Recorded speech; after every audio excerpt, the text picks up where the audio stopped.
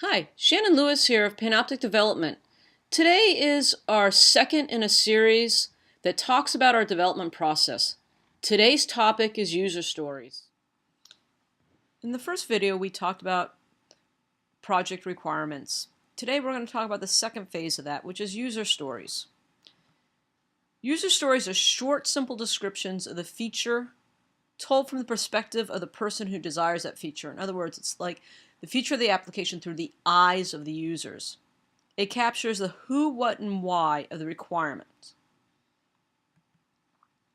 A couple examples are, as a user, I want to search for my customers by their first or last names. As a non-administrative user, I want to modify my own schedule, but not the schedules of others. The benefits of the user stories are they represent small chunks of business logic that can be implemented in a short period of time. This is really important for agile development. And because they're short, concise features, it makes it really easy for development to estimate the effort.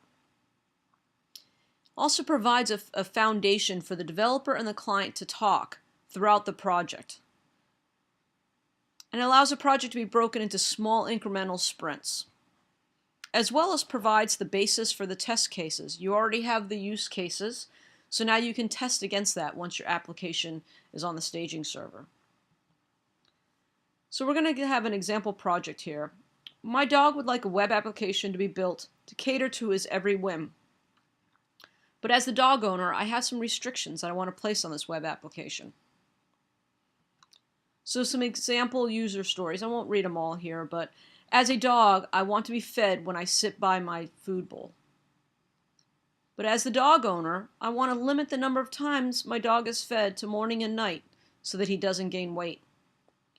As a dog, I want to go on a walk when I hold my leash in my mouth.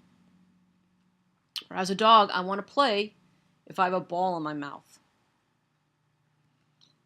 So after we have all our user stories written, we need to review them to make sure that none of them can be broken into smaller tasks. If they can, then go ahead and break them into smaller tasks. If not, it's time for development to determine the effort of each user story.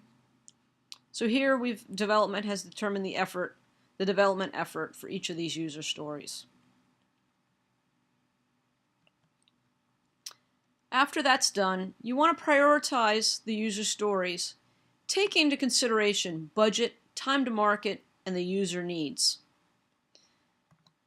And you'll end up with a prioritized list of user stories. And in this particular case, we're not going to do the last one here, which is, as a dog, I don't ever want a bath, because we can't guarantee that we're never going to give our dog a bath. So we're going to drop that user story.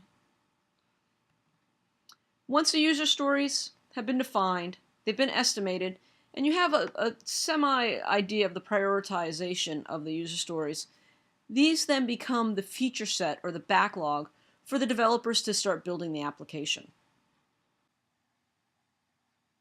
Hi, I hope that this video helped you get a better understanding of user stories and how they're created. Our next video will be on the design process. See you then.